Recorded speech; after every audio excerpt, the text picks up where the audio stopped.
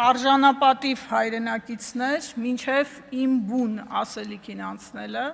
մի քանի դիտարկում եմ ուզում անել։ Պարոն Եղոյան, ինքնության ճգնաժամը մի հոգեբանական վիճակ է, երբ մարդը սկսում է մտորել, թե ինչ արժեքների է դավանում, ինչ հավատամք ունի, ինչին է հավատում։ Երբ նա կարծում է, որ նախկին ինքնությունը չի համապատասխանում իր այսօրվա կարգավիճակին ու ապրածին։ Դա մի վիճակ է, երբ մարդը փնտրտուքի մեջ է ու վերանայումների մեջ է։ Օրինակ, կարծում է, որ Արարատը այլևս մերը չէ, ցեղասպանության միջազգային ճանաչումը վտանգավոր է, Սփյուռքը արժեք չէ, իսկ Արցախ բառը արտաբերելը տաբու է, հորդորում եմ սրա շուրջ մտորել։ Երկրորդ, պարոն Ռուբինյան, բարեկրթությունը արժեք է մեզ համար, գովելի էր ձեր առաջարկը, բայց ուզում եմ հարցադրում հնչեցնել, այդ խաղի կանոնը գործում է միայն այս ամբիոնին, թե առհասարակ ու օրինակ ձեր ֆեյսբուքյան սոցիալական հարթակներում։ Այդ խաղի կանոնը, պարոն Ռուբինյան, քննարկել եք ձեր թիմակիցների հետ, արձանագրել եք, որ բոլորդ եք գնում այդ ճանապարհով, թե պարզապես հայտարարում եք հայտարարելու համար։ Երրորդ, հարգելի իշխանական պատգամավորներ,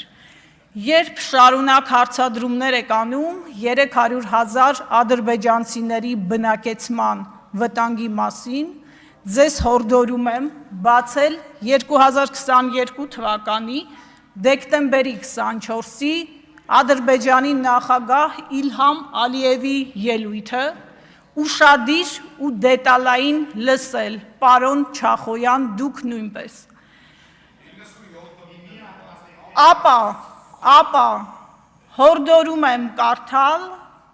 Ազգային հետախուզության ծառայության տարեկան զեկույցը 25 և 26 թվականներին։ Եթե հարցեր մնան, տիկին Գրիգորյանին ուղղեք այդ հարցերը։ Հիմա բուն ասելիքս։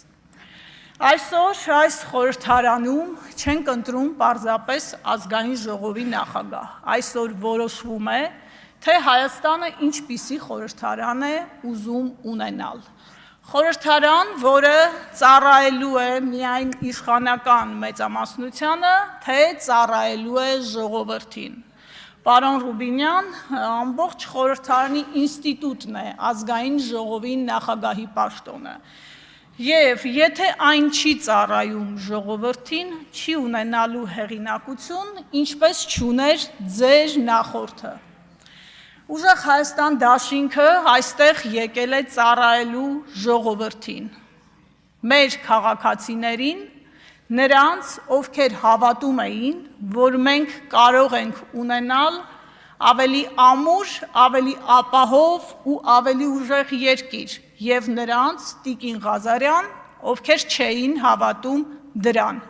Մենք ծառայում ենք Հայաստանի բոլոր քաղաքացիներին և Հայաստանի սահմանադրությանը։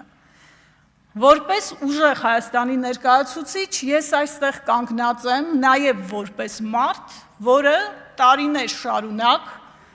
իշխանության համար անհարմար հարցեր է բարձրաձայնել։ Որպես լրագրող, նախկին լրագրող, ես այս ամբիոնը օգտագործելու եմ պաշտպանելու համար մարդու իրավունքները և ժողովրդավարական ազատությունները, որի առանցքային մաս է կազմում խոսքի ազատությունը։ Ձեզ ներկայացնելիս տիկին Մանավազյանը, պարոն Ռուբինյան, բնութագրեց որպես ամենաբաց ու թափանցիկ գործիչը։ Շատ գեղեցիկ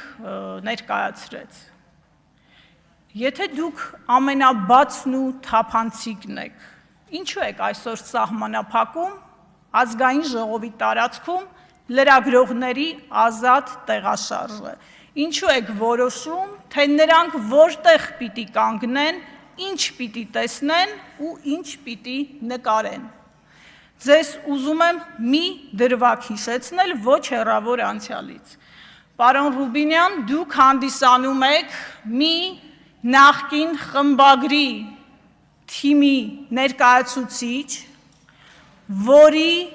թերթի լրագրողները ազգային ժողովի տարածքում շարժվում էին, ուզում էին, նկարում էին, աշխատում էին անխոչնդոտ։ Նրանք աշխատանքային տարածք համարում էին նույնիսկ խորհրդարանի ճաշարանը։ Ու երբ նրանց հարցնում էին, թե ինչու եք նկարում ազգային ժողովի ճաշարանում, մեջ բերում եմ, ասում էին պատմության համար։ Հիմա պատմությունից ինչ ունեք թաքցնելու, որ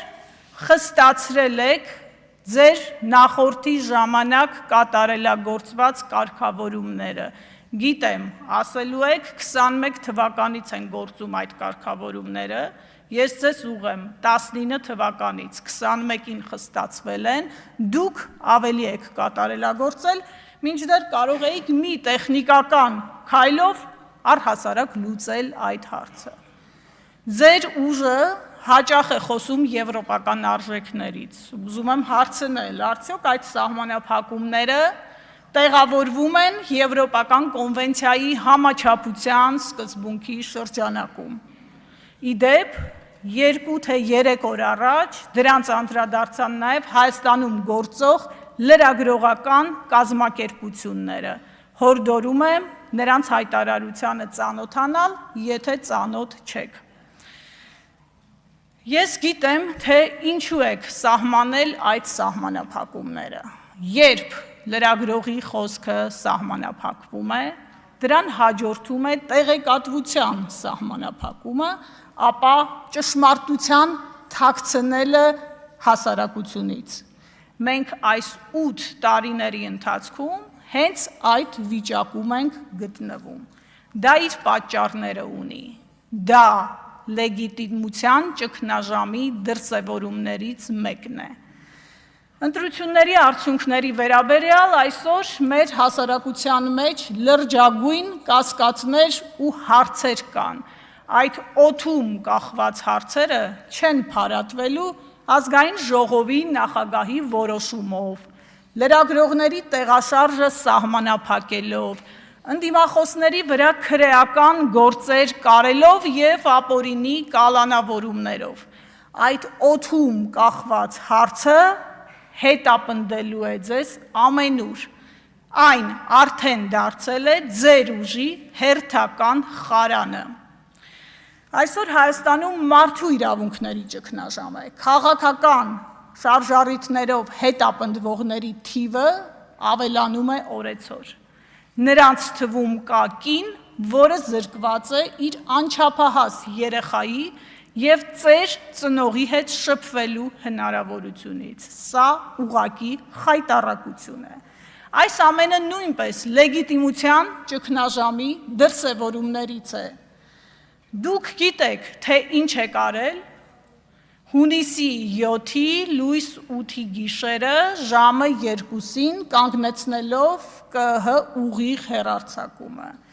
Դուք գիտեք, որ գնացել եք ընտրությունները կեղծելու ճանապարհով։